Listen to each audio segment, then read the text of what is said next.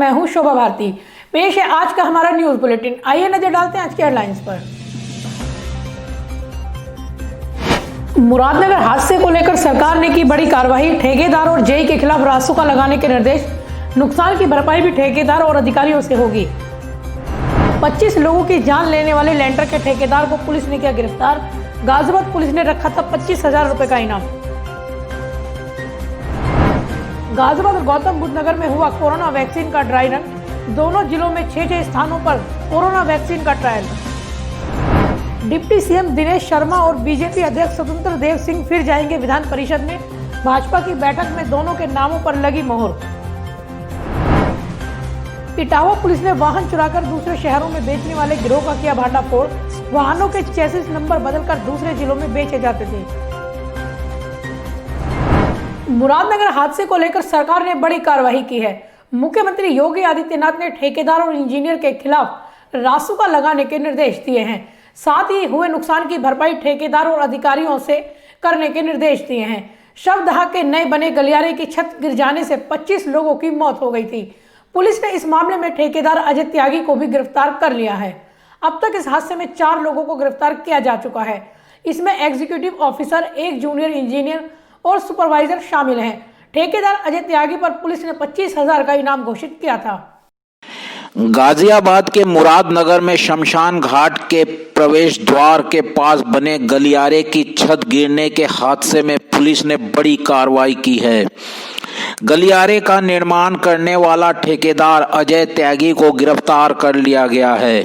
उसकी गिरफ्तारी एक दिन बाद हो पाई है। घटना के बाद से ही अजय त्यागी फरार चल रहा था।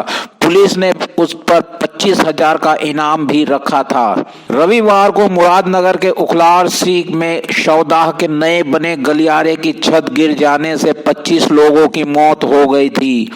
मलबे से 38 लोगों को बाहर निकाला गया था। पुलिस ने इस मामले में पहले ही नगर पालिका के 3 अधिकारियों को सोमवार को गिरफ्तार कर लिया। इनमें मुरादनगर नगर पालिका की कार्यकारी अधिकारी निहारिका सिंह चौहान, जूनियर इंजीनियर चंद्रपाल और सुपरवाइजर आशीष शामिल है। 3 जनवरी के दोपहर को पुलिस को एक दुखद सूचना प्राप्त हुई थी, जिसमें ग्राम उखलाड़सी थाना मुरादनगर में एक स्ट्रक्चरल डिजाइन के गिर जाने से काफी लोगों के दबने की सूचना पुलिस को प्राप्त हुई थी। उसमें तत्काल पुलिस द्वारा राहत कार्य वहां पर शुरू किया गया। एनडीआरएफ की मदद ली गई। स्थानीय प्रशासन एवं लोगों की मदद से कई घायलों को अस्पताल भेजा गया था। वहीं यह भी अवगत कराते हैं कि उसी देर शाम जो है पुलिस द्वारा एक मुकदमा भी पंजीकृत किया गया, जिसमें 4 लोगों को नामजद करते हुए एवं अन्य अज्ञात लोगों के विरुद्ध उचित धाराओं में मुकदमा दर्ज किया गया था।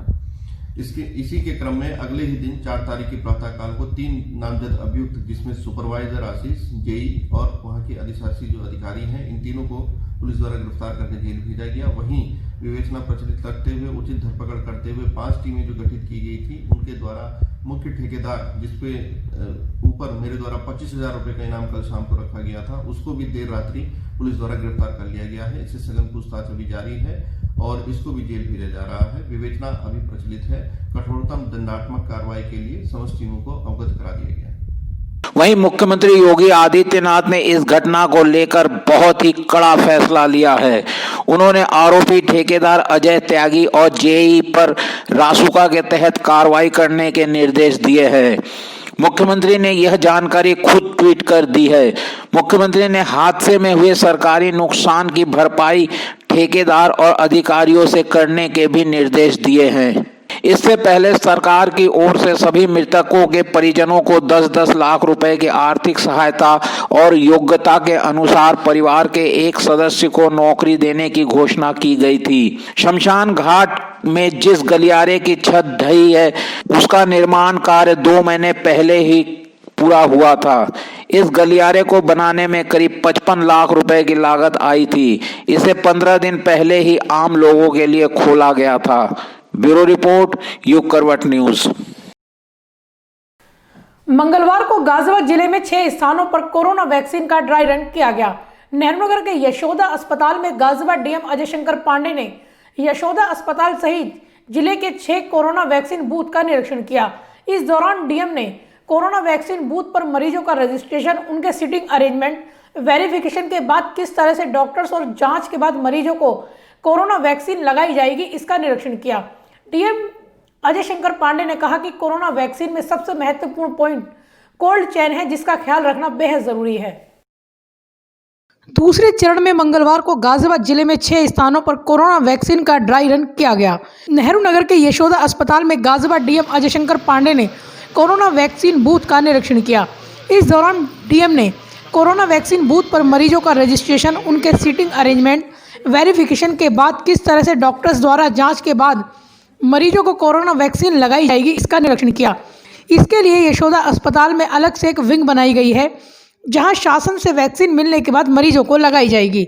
डीएम अजय शंकर पांडे ने बताया कि शासन से वैक्सीन मिलने के बाद मरीजों को किस तरह से वैक्सीन लगाई जाए, इसके लिए चरणबद्ध प्लानिंग की गई है। इनको लेकर के ड्राई रन किया जा रहा है और पूरे जनपद में 6 जगह ड्राई रन को हम लोग चला रहे हैं। और ये जो वैक्सीनेशन का मैसिव प्रोग्राम आगे हम लेंगे, उसमें क्या क्या चीज़ें हम लर्न कर सकते हैं, क्या क्या कमियां हो सकती हैं जिन्हें हम सुधार सकते हैं, ये उसका एक फेज है।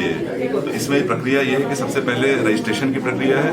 रजिस्ट्रेशन कराने के बाद जिन लोग रजिस्टर्ड हो जाएंगे उनको मैसेज भेजा जाएगा मोबाइल के माध्यम से, जिसमें ये सूचना होगी कि आपको इस स्थान पर इतने बजे इस तारीख को आना है और आपका वैक्सीनेटर कौन होगा। उस मैसेज को लेकर के जब इस स्थान पे आएंगे तो गेट पर खड़ा हुआ पुलिसकर्मी उसको चेक करेगा और यदि उनका एक पेपर अगर वो वेरीफाई कर देगा तो उनको अंदर भेजा जाएगा। अंदर भेजने पर एक हमने वेटिंग रूम बनाया है, यहाँ सोशल डिस्टेंसिंग के साथ लोग बैठेंगे और अपनी बारी का इंतजार करेंगे। बारी आने पर उनको वैक्सीनेशन रूम नंबर 1 में भेजा जाएगा, जहाँ उनसे एक फॉर्म फिल कराया जाएगा और फॉर्म फिल कराने के बाद उनको वैक्सीन लगाई जाएगी। गाजियाबाद डीएम ने बताया कि मरीज के बूथ पर एंट्री से लेकर उसके ऑब्जर्वेशन का पूरा ख्याल रखा जाएगा। टीकाकरण के बाद मरीज को विंग में ही निगरानी के लिए रखा जाएगा, ताकि अगर टीके के बाद कोई दिक्कत हो तो तत्काल उसे इमरजेंसी इलाज दिया जा सके। डीएम ने बताया कि वैक्सीन के दौरान डॉक्टर से लेकर पैरा मेडिकल स्टाफ पूरी तरह से वैक्सीन के लिए प्रशिक्षित होगा। ड्राई रन में भी उन्हीं स्टाफ को तैनात किया गया है जिन्हें वैक्सीन के लिए ट्रेनिंग दी जा चुकी है। एक तरह से ये स्टाफ का भी ट्रायल है, ताकि वैक्सीनेशन के दौरान किसी प्रकार की कोई दिक्कत ना आए। डीएम ने कहा कि वैक्सीनेशन में कोल्ड चेन सबसे महत्वपूर्ण हिस्सा है। वैक्सीन लगाने के बाद उनको वैक्सीनेशन रूम नंबर 2 में शिफ्ट किया जाएगा, जहां आधे घंटे तक इंतजार किया जाएगा और ये देखा जाएगा कि वैक्सीन का कहीं कोई रिएक्शन तो नहीं है। अगर कहीं कोई रिएक्शन है तो वहाँ उनके प्रॉपर उपचार की व्यवस्था की जाएगी। देखिए, इस पूरी व्यवस्था में कोल्ड चेन एक बहुत ही इंपॉर्टेंट कड़ी है। तो कोल्ड चेन को हमको बना के रखना है, इंटैक्ट रखना है। इसके लिए जो आवश्यक संसाधन है, जो आवश्यक उपकरण है, वो प्रदेश सरकार द्वारा हमें उपलब्ध कराए गए हैं और उनको भी हम इस ड्राई रन में शामिल करके रख रहे हैं कि कहीं उसमें भी अगर कहीं कोई त्रुटि हो या कोई भी कमी हो तो उसको हम पूरा कर लें। मंगलवार को जिले में 6 स्थानों पर कोरोना वैक्सीन का ड्राई रन किया गया। इस ड्राई रन में मरीज को खाली वैक्सीन लगाकर ट्रायल किया गया। यशोदा अस्पताल के अलावा गायत्री अस्पताल, संतोष अस्पताल, सामुदायिक स्वास्थ्य केंद्र Loni, IDST college Modinagar, ITS college Muradnagar में वैक्सीन का ड्राई रन किया गया। हर सेंटर पर 25-25 फेक मरीजों पर टीकाकरण का ट्रायल किया गया। इस दौरान डीएम अजय शंकर पांडे के साथ गाजियाबाद CDO अस्मिता लाल, CMO डॉक्टर NK गुप्ता के अलावा स्वास्थ्य विभाग के अधिकारी मौजूद रहे। ब्यूरो रिपोर्ट, युग करवट न्यूज। गौतम बुद्ध नगर में भी मंगलवार को कोरोना वायरस के टीकाकरण का पूर्वाभ्यास किया गया। जिले में बने 6 केंद्रों के 12 बूथों पर टीकाकरण का पूर्वाभ्यास किया गया। इस टीकाकरण में 300 स्वास्थ्य विभाग के कर्मचारियों ने भाग लिया। डीएम सुहास LY ने कई केंद्रों पर जाकर टीकाकरण का जायजा लिया। प्रत्येक केंद्र पर 2 बूथ बनाए गए हैं। एक बूथ पर 25 लाभार्थी शामिल हुए हैं। सुबह 10 बजे से 12 बजे तक पूर्वाभ्यास किया गया। जिले में टीकाकरण के लिए 75 स्थानों को चिन्हित किया गया है। इसमें 42 केंद्र नोएडा और 33 केंद्र ग्रेटर नोएडा में बनाए गए हैं। हर बूथ पर CCTV कैमरे लगाए जाएंगे। हर बूथ पर 100 टीके भी लगाए जाएंगे। इस तरह से एक दिन में 7,500 लोगों को टीके लगाए जाएंगे। गौतम बुद्ध नगर जिले में भी मंगलवार को कोरोना वायरस के टीकाकरण का पूर्वाभ्यास किया गया। जिले में बने 6 केंद्रों के 12 बूथों पर टीकाकरण का पूर्वाभ्यास किया गया। इस टीकाकरण में स्वास्थ्य विभाग के 300 कर्मचारियों ने भाग लिया। शांति व्यवस्था बनाए रखने के लिए सभी बूथ स्थलों पर पुलिसकर्मी तैनात किए गए थे। डीएम सुहास LY ने कई केंद्रों में जाकर टीकाकरण का जायजा लिया। ड्राई रन के लिए नोएडा के सुपर स्पेशलिटी शिशु अस्पताल, राजकीय आयुर्विज्ञान संस्थान, शारदा अस्पताल, बिसरक प्राथमिक स्वास्थ्य केंद्र और भंगेल सामुदायिक स्वास्थ्य केंद्र पर पूर्वाभ्यास किया गया। प्रत्येक केंद्र पर 2 बूथ बनाए गए। एक बूथ पर 25 लाभार्थी शामिल हुए। सुबह 10 बजे से 12 बजे तक पूर्वाभ्यास किया गया। टीकाकरण का पूर्वाभ्यास 3 चरणों में पूरा हुआ। पहले चरण में मरीज की पहचान की गई। दूसरे चरण में टीके से संबंधित जानकारी दी गई। तीसरे चरण में टीका लगाने के बाद उसका दुष्प्रभाव देखने के लिए आधे घंटे तक एक कक्ष में ही बैठाया गया। इसके लिए 6 स्वास्थ्य कर्मियों की टीम हर बूथ पर तैनात रही। इसके लिए 5 नोडल अधिकारी भी नियुक्त किए गए थे। जिले में 75 स्थानों पर टीकाकरण के लिए जगह चिन्हित की गई है। इनमें 42 केंद्र नोएडा और 33 केंद्र ग्रेटर नोएडा में बनाए गए हैं। हर बूथ पर सीसीटीवी कैमरे लगाए जाएंगे। हर बूथ पर 100 टीके लगाए जाएंगे। ब्यूरो रिपोर्ट, युग करवट न्यूज। उप मुख्यमंत्री दिनेश शर्मा और प्रदेश अध्यक्ष स्वतंत्र देव सिंह को भाजपा फिर से विधान परिषद भेजेगी। विधान परिषद के 12 सदस्यों का कार्यकाल 31 जनवरी को खत्म हो रहा है। संख्या के हिसाब से भाजपा को 10 सीटें मिलना तय है। लखनऊ में मुख्यमंत्री की मौजूदगी में हुई बैठक में दिनेश शर्मा और स्वतंत्र देव के नाम पर मुहर लग गई है। अगर बसपा का साथ मिला तो बीजेपी 11वीं सीट भी जीत सकती है। जिन सदस्यों का कार्यकाल खत्म हो रहा है उनमें सपा के 6, बसपा के 2 और बीजेपी के 3 सदस्य शामिल हैं। भाजपा एक बार फिर उप मुख्यमंत्री दिनेश शर्मा और प्रदेश अध्यक्ष स्वतंत्र देव सिंह को विधान परिषद में भेज रही है। विधान परिषद की 12 सीटों पर होने वाले चुनाव के मद्देनजर पार्टी उम्मीदवारों के नामों पर चर्चा की गई। प्रदेश चुनाव समिति की बैठक में उप मुख्यमंत्री दिनेश शर्मा और प्रदेश अध्यक्ष स्वतंत्र देव सिंह के नामों पर मुहर लग गई है। अब इस सूची को केंद्रीय संसदीय बोर्ड के पास भेजा जाएगा। बैठक में पंचायत चुनाव के लिए प्रवास कार्यक्रमों को भी अंतिम रूप दिया गया। विधान परिषद के 12 सदस्यों का कार्यकाल 31 जनवरी को खत्म हो रहा है। इनमें सपा के 6, भाजपा के 3, बसपा के 2 सदस्य शामिल है। नसीमुद्दीन सिद्दीकी की बसपा से कांग्रेस में जाने के कारण सदस्यता समाप्त कर दी गई थी। भाजपा के मौजूदा विधायकों की संख्या को देखा जाए तो भाजपा को 10 सीटें मिलना तय है। वहीं सपा के खाते में 1 सीट आ सकती है। अगर बसपा का प्रत्यक्ष या अप्रत्यक्ष समर्थन मिला तो भाजपा के खाते में 11वीं सीट भी आ सकती है। राज्यसभा चुनाव में बसपा के उम्मीदवार रामजी लाल गौतम भाजपा के समर्थन से राज्यसभा पहुंचने में कामयाब हुए थे। चुनाव आयोग जल्द ही विधान परिषद चुनावों की अधिसूचना जारी करेगा।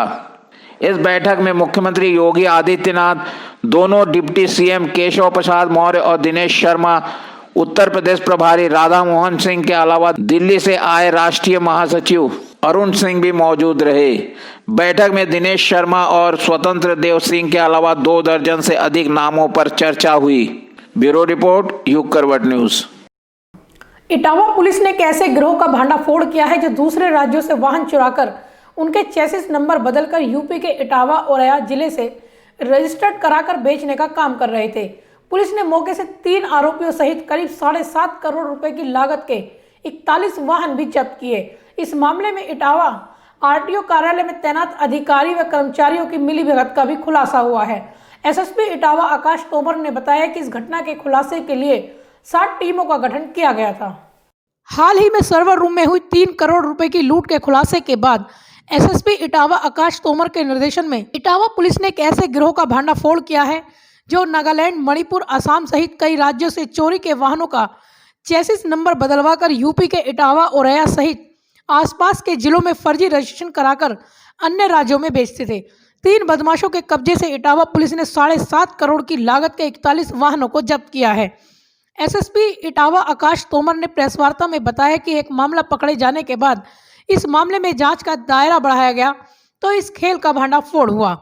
ये फर्जी तरीके से चोरी और लूट की जो गाड़ियां होती हैं उनको, जैसे कोई गाड़ी दिल्ली से चोरी हुई, कोई रायपुर से चोरी हुई, कोई औरैया से हुई, इन सब गाड़ियों के चेसिस नंबर को बदल के पूर्वोत्तर के राज्यों जैसे कि नागालैंड और मणिपुर इसमें रजिस्टर कर दिया करते थे। वहाँ पर फ्रॉड करके वहाँ के अधिकारियों की मिलीभगत से और फिर यूपी में किसी एआरटीओ की मिलीभगत से उसकी ट्रांसफर एनओसी जारी कर दिया करते थे ताकि जो फ्रॉड और फर्जी जो ट्रक हैं, चोरी और लूट के जो ट्रक हैं, उनको हम लोग यदि कोई पुलिस की टीम या कोई और भी इन्फोर्समेंट की टीम जांच करे तो उसे असली पाया जाए।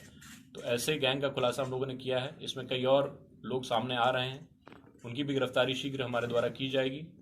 और यह जो कार्य है बहुत अच्छा कार्य किया गया है। इसमें इटावा में जितने भी दलाल सक्रिय थे पूर्व में, उनकी हम लोगों ने पूर्व में ही गिरफ्तारी कर ली है। एक और ट्रैक्टर फ्रॉड का नेटवर्क था, उसको हम लोगों ने गिरफ्तार किया था। इसके अतिरिक्त भी जो भी चीज़ इस इन्वेस्टिगेशन में सामने आएगी, धीरे धीरे परतें इसकी खुलती जाएंगी, आपके सामने इसको रख दिया जाएगा। और भी इसमें काफ़ी लोगों की गिरफ्तारी होनी शेष है। इस गिरोह को पकड़ने के लिए एसएसपी इटावा ने 6 थाना प्रभारियों की टीमें गठित की, जहां से इन टीमों ने मुखबिर की सूचना पर अपना जाल फैलाया और जिन राज्यों से वाहन चुराने से लेकर बेचने और रजिस्ट्रेशन का काम होता था, उसकी कड़ी से कड़ी मिलाई गई। वाहनों के साथ 3 बदमाशों को भी पकड़ा गया है। जो नंबर वाहनों पर लिखे मिले, जब उनकी जांच हुई तो उनके असली नंबर के वाहन यूपी के कई राज्यों में चलते मिले। एसएसपी इटावा ने बताया कि इस मामले में आरटीओ विभाग के कई अधिकारी व कर्मचारियों की मिलीभगत सामने आई है, जिनके खिलाफ भी मुकदमा दर्ज किया गया है। नागालैंड की गाड़ियां यहाँ रजिस्टर करते थे वो लोग। देखिए, गाड़ी दिल्ली से चोरी है और यूपी के से चोरी है, मध्य प्रदेश से चोरी है। उस गाड़ी को वो पूर्वोत्तर के राज्य में किसी अधिकारी से सेटिंग करके उसे नागालैंड नंबर के रूप में रजिस्टर कर दिया करते थे। गाड़ी हो यूपी की होगी, दिल्ली की होगी, कहीं और की होगी, फिर नागालैंड में एक बार रजिस्टर हो गई गलत तरीके से, उसका ट्रांसफर एनओसी दिया जाता है यूपी में एआरटीओ द्वारा। तो उसमें एआरटीओ की जिम्मेदारी होती है कि उसकी वो जांच करे, प्रॉपर वेरिफिकेशन के बाद ही उसमें दिया जाता है। और हम लोगों ने क्योंकि तुरंत ही उसको वेरीफाई कर लिया कि ये वो गाड़ी टाटा के द्वारा, अशोक लीलैंड के द्वारा, महिंद्रा के द्वारा बनाई ही नहीं गई है तथा इंजन चेसिस नंबर सब फर्जी हैं, उनका एक दिन के अंदर ही सभी गाड़ियों का इन लोगों ने ट्रांसफर एनओसी कुछ एआरटीओ द्वारा जारी कर दिया गया है। उसमें वो लोग भी प्रिवेंशन ऑफ करप्शन एक्ट 1988 के तहत प्रथम दृष्टया दोषी पाए जा रहे हैं। उनकी भी गिरफ्तारी हमारे द्वारा की जाएगी। आरोपियों के कब्जे से एक पॉकेट डायरी मिली, जिस पर 35 वाहनों के नंबर लिखे हुए थे। पूछताछ में खुलासा हुआ कि ये वाहन नंबर उन गाड़ियों के हैं जिनका नागालैंड से फर्जी चेसिस नंबर डलवाकर एनओसी लेकर इटावा व औरैया में फर्जी रजिस्ट्रेशन कराया गया था। डायरी से ही खुलासा हुआ जो फर्जी नंबर इन वाहनों पर लिखे गए थे वह वर्तमान में कानपुर नगर, कानपुर देहात, एटा, मैनपुरी, बरेली, शाहजहांपुर सहित अन्य जिलों में चल रहे हैं। इटावा पुलिस अब विभिन्न राज्यों की पुलिस के साथ समन्वय कर जांच कर अन्य आरोपियों की तलाश में जुटी हुई है। ब्यूरो रिपोर्ट, युग करवट न्यूज। मंगलवार को विद्यावती मुकुंदलाल गर्ल्स कॉलेज के स्थापना दिवस पर रक्तदान शिविर का आयोजन किया गया। शिविर में कॉलेज की छात्राओं, शिक्षिकाओं व स्टाफ ने रक्तदान कर युवाओं को संदेश देने का काम किया। कॉलेज द्वारा यह 43वां रक्तदान शिविर है, जिसमें अब तक 5000 से अधिक यूनिट दान की जा चुकी हैं। शिविर के दौरान कोविड-19 नियमों का भी पालन किया गया। विद्यावती मुकुंदलाल गर्ल्स कॉलेज में मंगलवार को स्थापना दिवस पर रक्तदान शिविर का आयोजन किया गया। शिविर में कॉलेज की छात्राओं, शिक्षिकाओं व स्टाफ ने रक्तदान किया। कॉलेज प्राचार्य डॉक्टर इंद्राणी ने बताया कि हर वर्ष कॉलेज की ओर से रक्तदान शिविर का आयोजन कर छात्राओं को इस महादान के लिए प्रेरित किया जाता है। हम हर वर्ष संस्थापक दिवस पर महाविद्यालय में रक्तदान मेले का आयोजन करते हैं और ये हमारा 43वां रक्तदान मेला है। अब तक लगभग 100 से 150 प्रति वर्ष हम यूनिट देते रहे हैं और लगभग 5000 से भी ऊपर हम रक्तदान करवा चुके हैं तब से अब तक, जो कि इस बार एमएमजी की टीम रक्तदान के लिए आई हुई है। इसके साथ हमने कुछ ऑनलाइन कॉम्पिटिशन्स कराए थे छात्राओं के, वो आज रिजल्ट उनका घोषित किया जाएगा और पुरस्कार दिए जाएंगे विजेताओं को, जिन्हें हमने कोरोना संक्रमण को देखते हुए कोविड-19 नियमों का पालन भी किया गया। शिविर में जहां सोशल डिस्टेंस का पालन किया गया तो वहीं रक्तदाताओं की थर्मल स्कैनिंग के बाद शिविर में प्रवेश दिया गया। इतना ही नहीं, एमएमजी की टीम ब्लड कैंप के लिए स्पेशल चेयर भी खुद लेकर पहुंची थी। रक्तदान के लिए जो व्यक्ति आते हैं वो पहले से ही चेक करा के आते हैं, क्योंकि कुछ हमारे रेगुलर ब्लड डोनर हैं जो 10 बार से 12 बार से रक्तदान दे रहे हैं, तो उन्हें ये सारी चीज़ें पता है। उसके अतिरिक्त भी हमने अपनी वेबसाइट पर और व्हाट्सएप ग्रुप पर लोगों को जो मैसेज दिया था वो कोविड-19 के जितने भी प्रिकॉशंस हैं उन सबको रखते हुए जो एमएमजी अस्पताल ने हमें बताए उन सब का ध्यान रखते हुए हम रक्तदान यहाँ पर करा रहे हैं और काफ़ी लोग हिम्मत करके यहाँ रक्तदान करने के लिए आए हुए हैं। तो कोविड टाइम में किस तरह का प्रोटोकॉल इस समय यहाँ अपनाया जा रहा है? डोनेशन एक तो सोशल डिस्टेंसिंग का प्रोटोकॉल अपनाया जा रहा है और अगर रक्तदाता को कोविड हुआ है तो हम उसका रक्त नहीं ले रहे हैं। स्थापना दिवस पर कॉलेज की ओर से कोविड-19 के चलते कई प्रतियोगिताएं ऑनलाइन आयोजित कराई गई। छात्राओं ने प्रतियोगिता और रक्तदान करने में उत्साह से प्रतिभाग किया और युवाओं को भी रक्तदान के लिए प्रेरित किया। ब्यूरो रिपोर्ट, युग करवट न्यूज। तो फिलहाल आज के लिए बस इतना ही। गाजियाबाद और आसपास की खबरों के लिए देखते रहिए युग करवट न्यूज और विस्तार से खबरों को जानने के लिए पढ़िए युग करवट न्यूज़पेपर। सब्सक्राइब कीजिए युग करवट। नमस्कार।